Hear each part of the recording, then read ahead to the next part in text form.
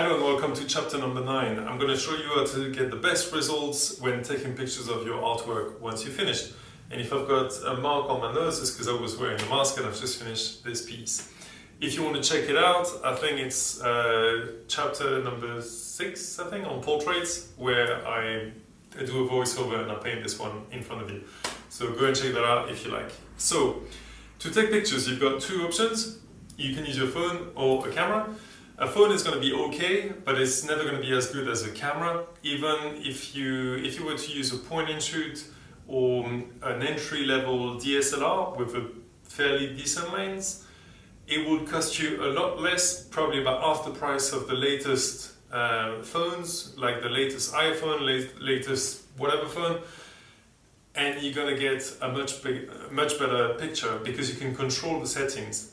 So, just to wrap up the phone real quick, if you're using a phone, the only thing you can change is going to be the exposure compensation. You might have seen a little slider that you can make it brighter or darker.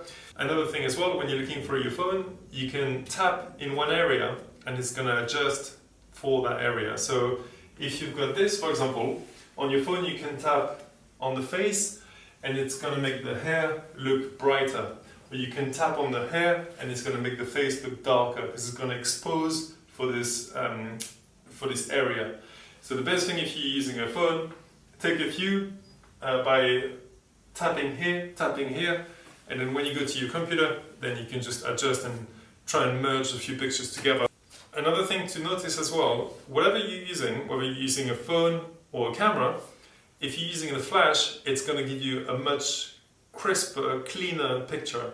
And there are some drawbacks to that, obviously. Whenever you're taking a picture, if you got the flash dead on, and I mean I've got some drips of water there and paint that aren't dry.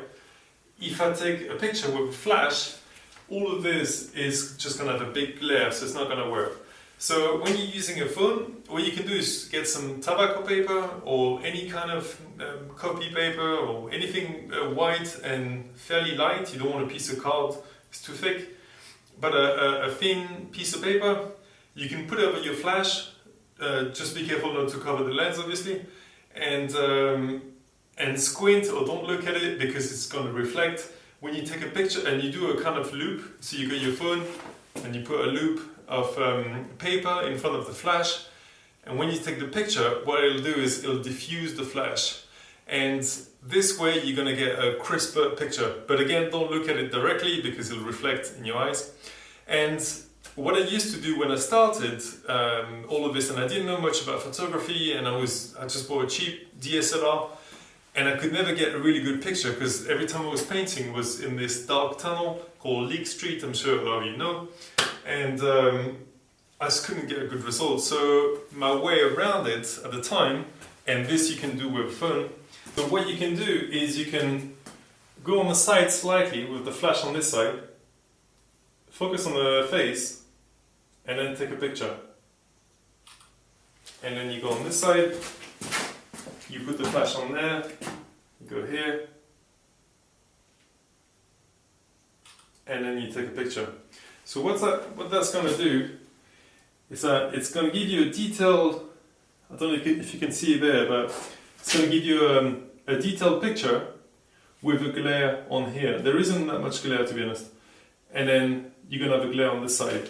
So this way you can have a really good picture or two really good pictures, really sharp, but with two glares, and they're going to be skewed as well. So what you got to do is take them on the computer so you can merge those two pictures and adjust them.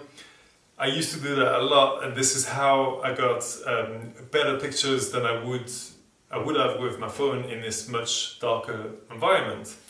Cool, so this is pretty much with the phone. There's not much you can do to get a really good picture when it's dark. When it's bright, it'll be fine, but when it's dark, it's a bit tricky. That's when you want a camera.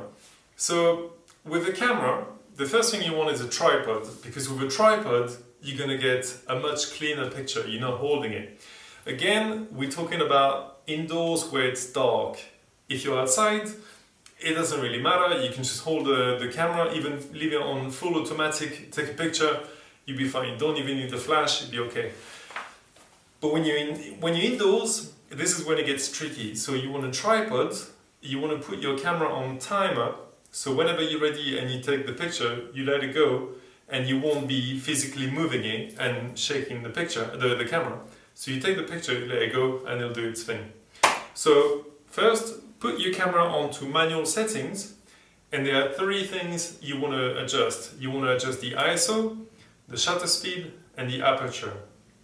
The ISO is the first thing most cameras and phones will adjust. When it's really dark, it'll just push it up, but the higher it goes, the grainier your picture is going to be. So when you do it yourself, you want to put it as low as it'll allow you to go. In most cameras and phones, it'll be about 200, sometimes it's 100 ISO. This is great. When you're inside, when you're indoors, you're going to have to push it higher. And if you have a really expensive camera, then you can push it as high as you want, maybe 4000 ISO, it'll be clean. But if you've got a cheap camera or a decent camera, but you're not too sure, just leave your ISO onto say 200. Your shutter speed, to get a good quality picture, you want to be between f5 and f8. Most cameras and most lenses will allow you to go to f5.6. Put it to that. This is a good thing. Some cameras and some lenses will allow you to shoot at say 1.8 or 2.8. It's great, and sometimes you'll have to. But in most cases, you won't get the sharpest picture you can get. You'll find that at about 5, 6, that kind of, I think it's 5.6 or 7.1. Around this, you'll get a really clean picture. And the last one is the shutter speed. So the shutter speed is how quick you're going to take your picture. But because you've got your camera on the tripod and you've got a timer, you can take, if it's really dark, and you're obviously on 5.6, which is dark also, and your ISO is on 200, which is also dark, you can take a picture of about maybe 5 seconds or 1 second or whatever, and it won't make a difference. Your picture is going to be really clean, and for your file, you're going to have something really decent. Okay, so this is the theory for kind of like an average situation. So outside, pretty much leave it on automatic. When you're inside or dark, in a dark area, you do what I just described, and it's going to be working pretty well. Okay, so for this demo, I'm going to use a picture of me skydiving with a face that doesn't look really good. Anyway, so to do this, I'm using my Sony RX100. I've had a lot of these.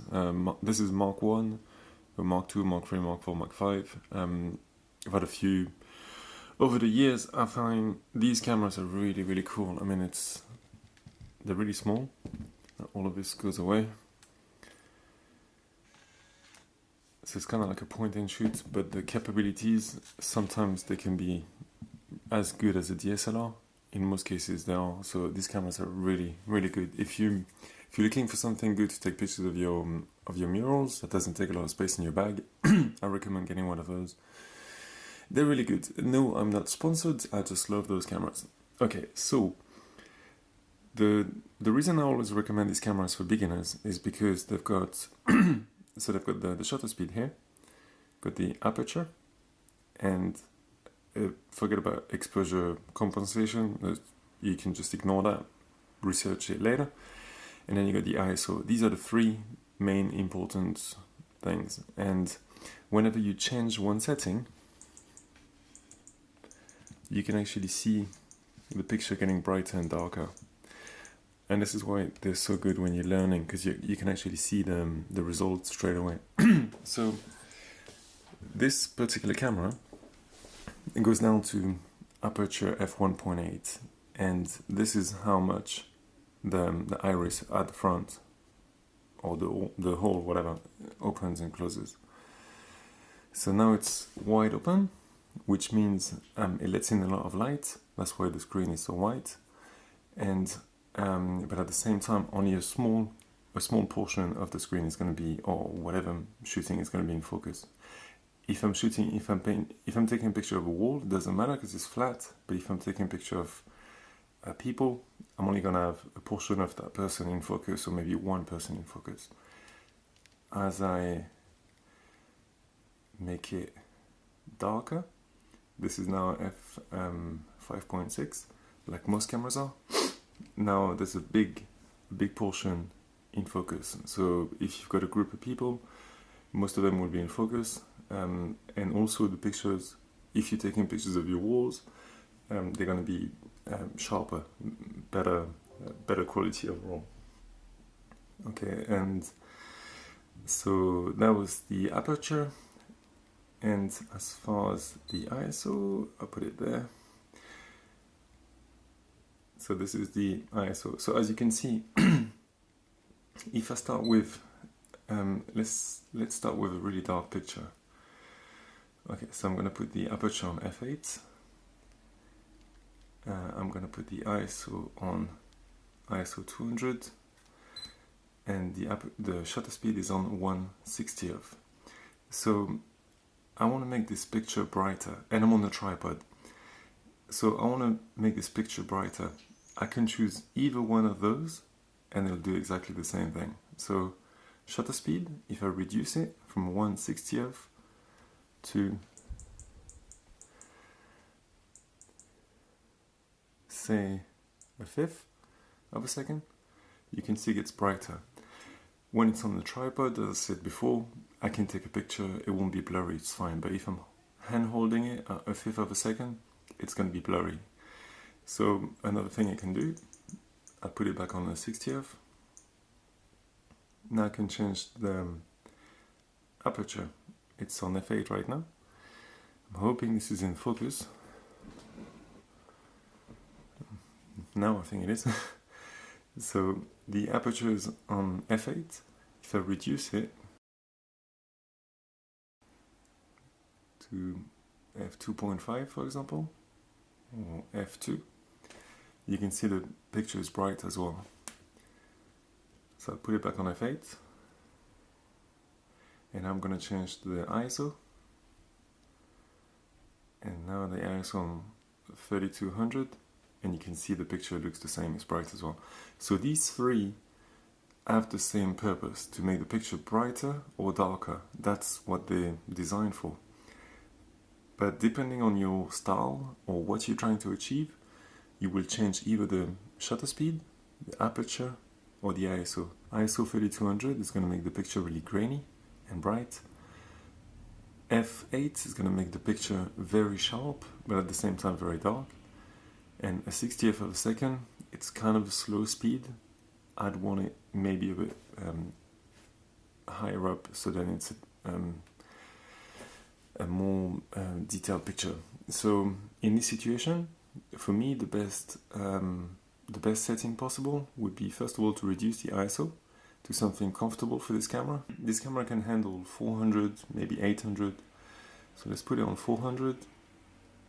I'm going to put the aperture on as low as I'll go, which is 1.8 in this case, and then, or maybe f2, and then the shutter speed, I'm going to put it at 1/25. So with these settings, I'm going to get a detailed picture, and it's not going to be grainy, it's not going to be blurry because it's on tripod. Well, even 1/25 doesn't need a tripod. So if you have one of those cameras or a different manufacturer, but before you buy it, just ask the shop, you know, if it does this, if you can actually see what you're doing as you're doing it. It's going to be really useful, and it's going to make you learn a lot quicker.